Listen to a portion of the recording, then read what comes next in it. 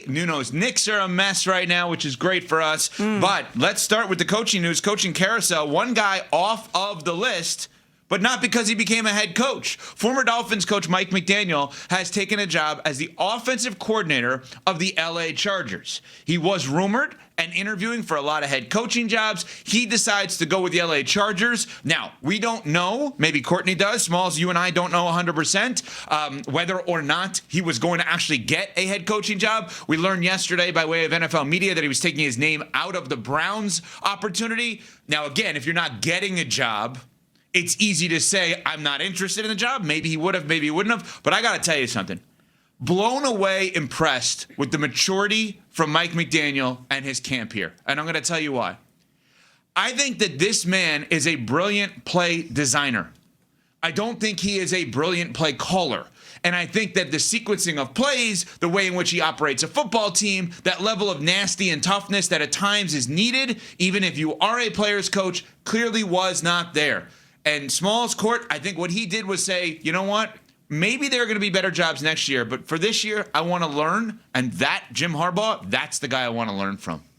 Also, this is another check in the Justin Herbert is worth it column. Jim Harbaugh wanted to be his head coach. When he left Michigan, Greeny told us, I was talking to Harbaugh at a funeral, he loves Justin Herbert. Don't go too fast on that. Please restate that again. It could never be restated enough where this conversation happened. Please go ahead. So Mike Greenberg, Greeny, joined us, and this was after Harbaugh won a national championship at Michigan, and his future in football was up in the air. We didn't know what he was going to do next, and there was a lot of things connecting him to the Chargers job, and Greeny came on Unsportsmanlike and told us very casually, yes, I ran into Jim Harbaugh at a funeral, and we were chatting, and he was gushing over how much he loves Justin Herbert. So I would not be surprised if that's where he ultimately lands, because at this funeral, the conversation that I had with him, it was very apparent that he was obsessed with Justin Herbert. Sure enough, he goes there, and once again, they fall short in the playoffs. And we're talking about Justin Herbert not having an excuse at head coach anymore.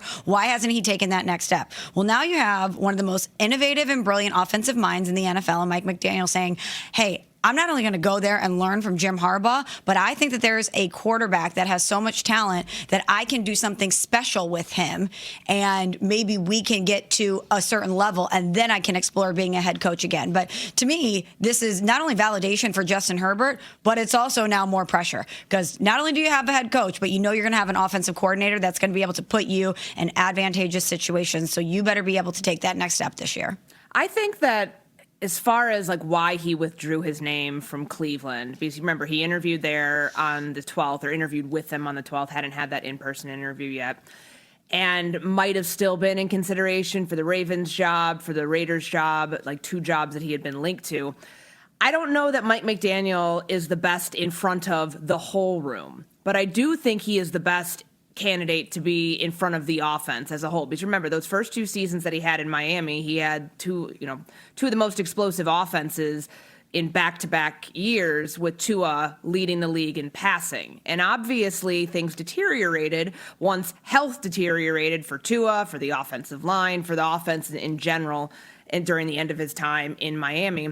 But I like this because, like both of you are pointing out, when you have a quarterback who has a limitless skill set like Justin Herbert, the options are endless for what this offense can become. Tua had, certain things, a ceiling, if you want to call it that, on certain parts of his game, and you don't have that with Justin Herbert. You have somebody who's going to be able to cut the strings from, the ties that Greg Roman had on him. And I think that we did see a lot of improvement from him the last 2 years, but it still felt like there were things that were holding him back beyond the offensive line injuries, which he was able to overcome until he wasn't in that playoff game.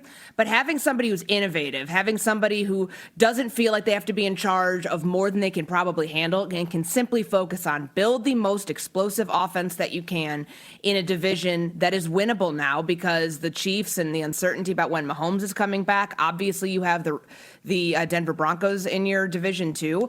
You have the pieces now to actually go out and win this thing, the AFC West next year, because you've got the right direction that you're going in with your offense. Yeah, and you said something that really stands out to me, Court, and that is maybe he's not good in front of the whole room Yeah. and just some of the room. Well, guess what? If we were to do a top 5 power rankings of the coaches that we assume amongst the 53 are best in front of everyone, Jim Harbaugh's on that list, right? You would just assume that he is really good in front of everyone. So again, Mike McDaniel being mature enough to realize I need more coaching.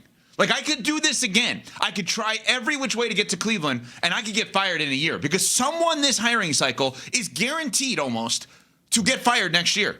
It happens every year where we have a one-and-done coach. You sign up for one of the jobs that he maybe has interviewed for, whether it's Arizona or Cleveland, let's say, you could get fired 1 year from now. In this scenario, you are going to become a better head coach by not being a head coach. And I'm blown away impressed with that by Mike McDaniel, having that sense and that smarts and the maturity to get better. Now, He does seem like someone that has a tremendous amount of self-awareness.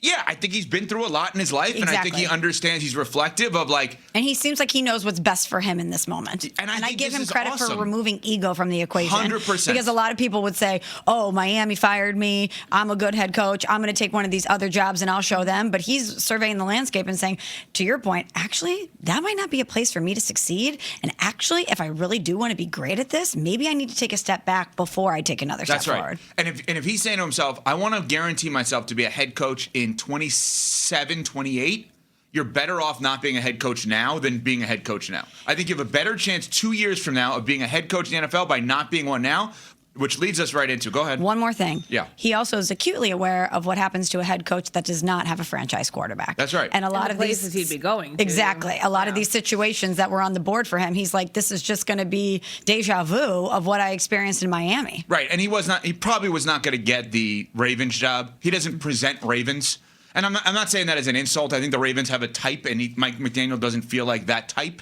Other teams have a type, which Mike McDaniel feels like that type, to his credit. Now, let's get to the part that Nuno, our producer, Nuno Miguel Barrera Teixeira, really loves getting to. And that is, who could get fired a year from now as to what he sees? Like, what is, see, we took. The future firing. Right. The three of us took the healthy approach of this is professional and personal development. Kudos to him for seeing that path. Nuno sees the schemy path of, he's waiting now because maybe he sees that in a year this job could open and we could do a conversation about a preemptive firing strike 1 year from now. Nuno, over to you.